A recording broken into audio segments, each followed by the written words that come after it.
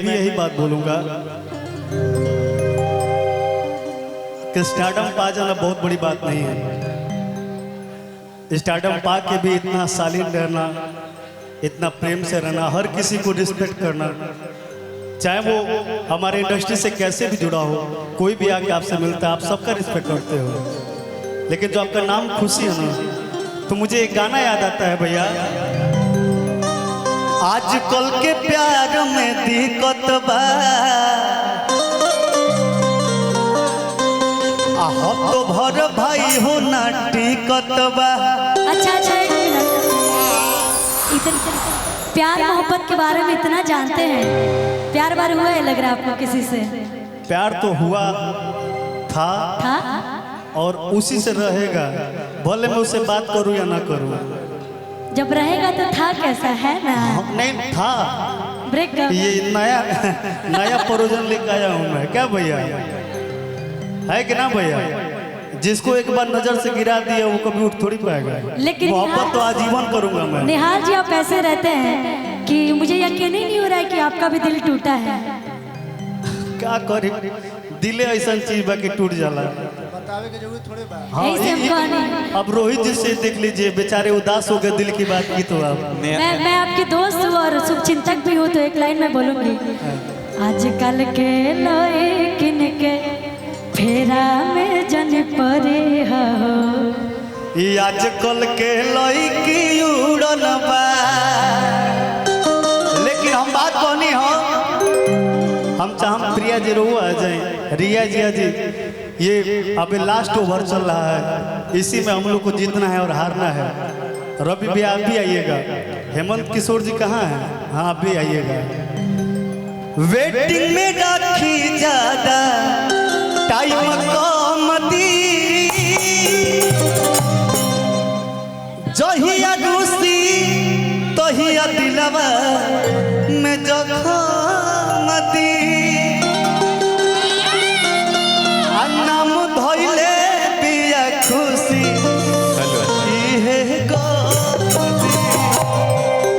लेकिन निहाल भैया बोली रवि जी, एक बात जानते हैं, बोले खुशी जी को हम सभी मगही भाषी बहुत बहुत धन्यवाद देना चाहेंगे। ये भोजपुरी क्षेत्र से आती है लेकिन मगही भाषा को इतना ऊपर उठा के, इसके लिए एक बार जोरदार ताली आप सभी लोग बजा दीजिए। Thank you so much Ravi ji आपको। मैं ऊपर नहीं उठाई हूँ, बस मगही क्षेत्र के जितने भी लोग हैं मुझे प्यार किए हैं और कोशिश करती हूँ कि मैं अच्छा गाऊँ। इनका एक मगही का गाना अभी वायरल चल रहा था कि हमनी के प्यार जानी गेलई परिवार, कि हमनी के प्यार जानी अरे गेलई परिवार। आप दोनों इधर आ जाइए। आले के भाग चल रे जनुआ सात समुंदर पार। और हम अगर केस ओस होई तो रवि जी छोड़ा ली है कि चाहे हो तई केस चाहे छपतैया खबर, छप जाए, चाहे हो तई केस चाहे छपतैया खबर, लेके भाग चल रे जनुआ सात समुंदर पार, भाग चल रे जनुआ, सात समुंदर पार, लेके भाग चल रे जनुआ सात समुंदर पार। लेकिन खुशी जी भैया मैं क्या कहूँगा पता है बिल्कुल आप बोलिए। कि कहूँ में बियाह कर ले प्यार खूबे करबो, कहूँ में बियाह कर ले प्यार खूबे करबो। एक सेकंड, ई लाइन जानते हैं रवि जी हम दोनों लोग? अच्छा निहाल जी तने फ्री हो खाई लाइन निहाल जाके थे हम कहे, बड़ी सुंदर लाइन गाए हैं आप। देखिए अभी एक बहुत अच्छा बात बोला है कि यहाँ हर भाषा का गीत संगीत चल रहा है। यहाँ हिंदी, भोजपुरी, मगही, मैथिली तमाम भाषा को सम्मान मिल रहा है। भैया आप टेंशन जरूर, हम लोग बिहारी हैं, मराठी नहीं, बिहारी हैं, बिहारी सबको प्यार करता है, ठीक है? जानते हैं रवि जी ये लाइन अगर ये बोलेंगे तो ज्यादा अच्छा, क्योंकि हम दोनों लोग एक ही जिले के हैं। और ये अगर बोलेंगे कि गहुए में बिया कर ले प्यार खूबे करब,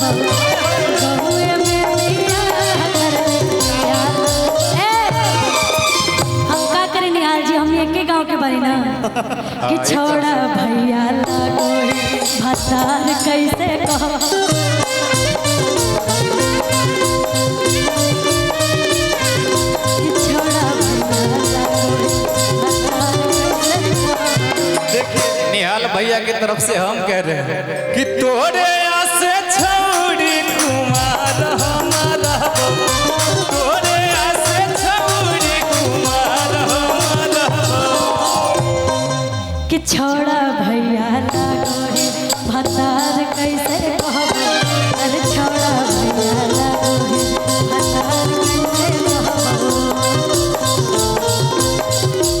लेकिन देखिए मगही में जेना चलता हम कहम भैया मिले हो तुम हमको बड़े नसीबों से मिले हो तुम हमको बड़े नसीबों से भुला न पाएंगे सबसे कसम से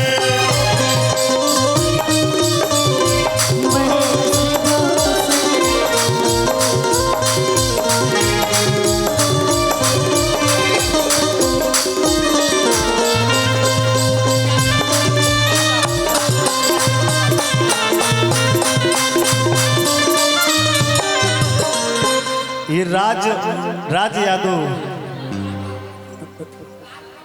राज कपूर यादव भैया की तरफ से प्यारा सा पुरस्कार है।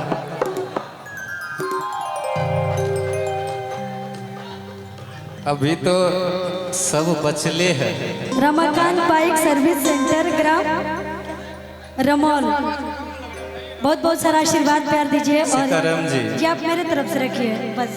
थैंक यू सो मच आप आए मुझे बहुत अच्छा लगा। देखो देखो एगो मगही में गाना गाए देखिए खुशी जी अरे जैसे छोड़े सब छोड़ी छोड़ा के वैसे छोड़ के देखा हम समस्तीपुर के लवर हैं का भैया अरे जैसे छोड़े सब छोड़ी छोड़ा के वैसे छोड़ के देखा असल के बेटी ही तो हमार दिल तोड़ के देखा अरे असल के बेटी ही तो हमार दिल तोड़ के देखा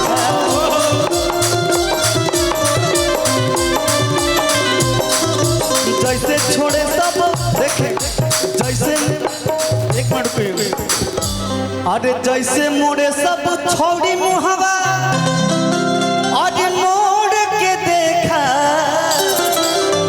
अरे असल के बेटी ही तो हमारा दिल तोड़ के देखा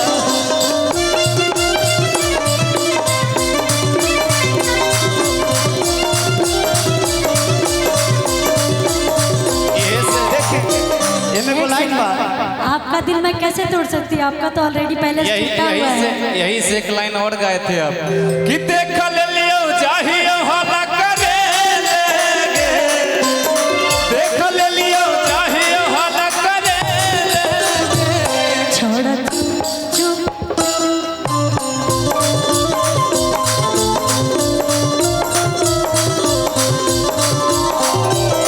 चाहिए घरे तोर कहे चाहिए घरे तोर कहे छोड़ा चुप चुप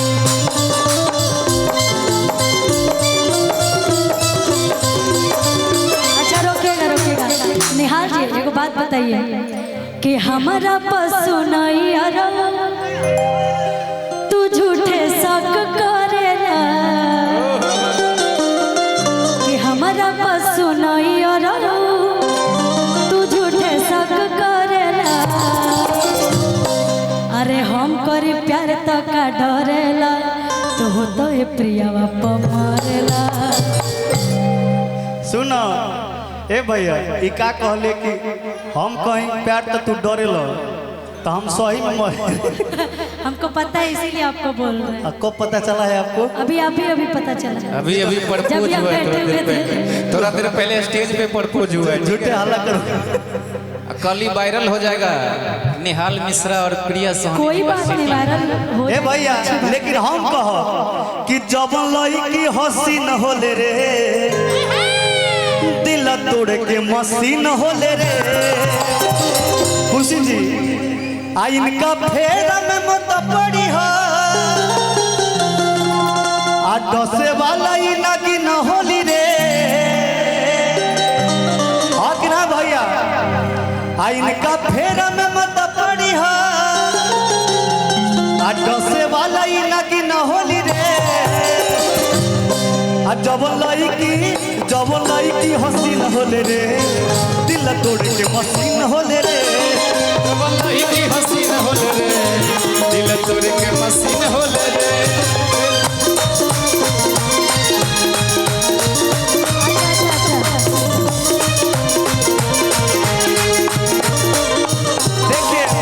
रुकी एक लाइन और सुने भैया बात में दम होगा तब हल्ला कर दीजिएगा मारी के मेकअप करेली सा आरे से टपन हो आइए के महीना में चाहे बड़े कपन हो खुशी जी हम सब जानते हैं लड़की कैसे होली सब ये जो लाइन में वो बहुत गलत बका कि ए भैया अगर मैं सही हूं तो हल्ला कर दीजिए देख ले लो ना खुशी जी आप ये तो पता ही है झूठ के साथी बहुत होते हैं सच के साथी नहीं होती बताएं क्यों सुन लीजिए इसलिए बोल रहे हैं ना कि इस लिस्ट में मेरा नाम नहीं है लेकिन ऐसी सुन ली बात मारी के मेकअप करेली सा और से टपन हो आइए के महीना में चाहिए बड़े कपन हो ए भैया चल दी आ खाली ऊपर से मीठा बोला सा आ खाली ऊपर से मीठा बोला सा बाकी तीखा नमकीन होली रे जब लईकी हसीन होले रे दिल तोड़ के मशीन होले रे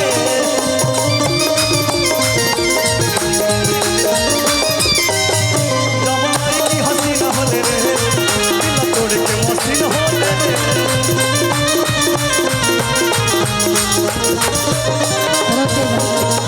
देखो हमारा गाना हिल रहा है बोलिए भले आप ऐसे बोल रहे हैं लेकिन हम नहीं बोल सकते ना कि हम है यूपी बिहार वाला है इधर बिहार वाला इधर आइए रफी जी बिहार वाला हीरो हैंडसम हथियार वाला हवे एकदम रख ले वाली कि एकर के आँख जन मरे हो ये सखी हमार वाला हवे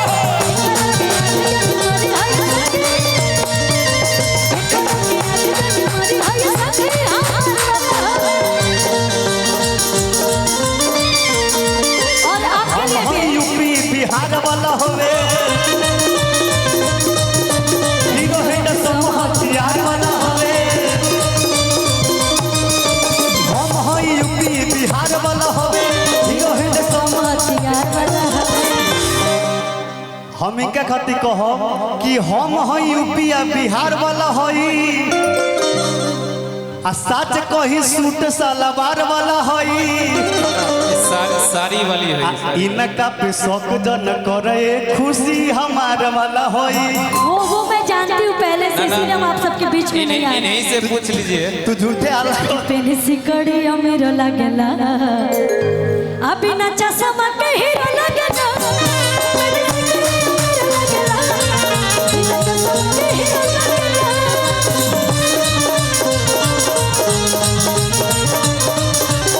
अमन करे खाई जाइए सोना तसे कश्मीर लगला मन करे खाई जाइए सोना तसे सुना हेमंत जी इधर आइए इस क्षेत्र के बहुत ही अच्छे कलाकार हेमंत जी अच्छा और मुझे बहुत प्रेम करते हैं आइए इधर हेमंत जी और ये आपको बहुत बहुत प्रेम करते हैं बहुत आपको मानते हैं रवि जी के भी बहुत अच्छे फैन हैं आइए इधर आइए हेमंत थैंक यू हेमंत जी जी इनके लिए बोलिए कि पेनिसी कड़ी अमीर लगेला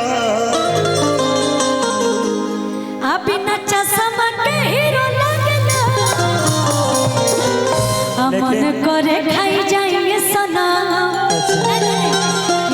करे खाई जाइए है मन अच्छा आ तू तो सेव कश्मीर लगला कि खुशी के रन बेरो लगला आला चश्मा में हीरो लगला आला चश्मा में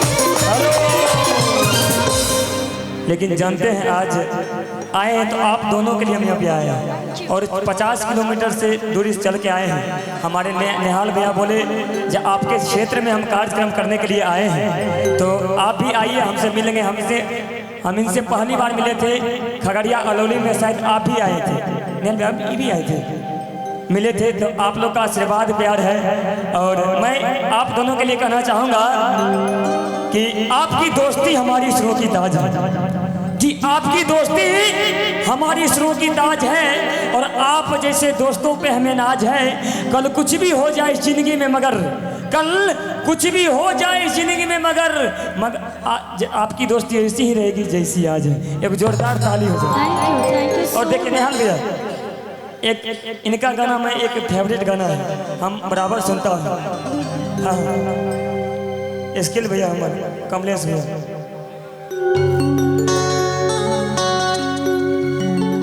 कि कान्हा पल के राइफलवा अच्छा ले लचिता के चलावा। हम चाहेंगे खुशी जी बस एक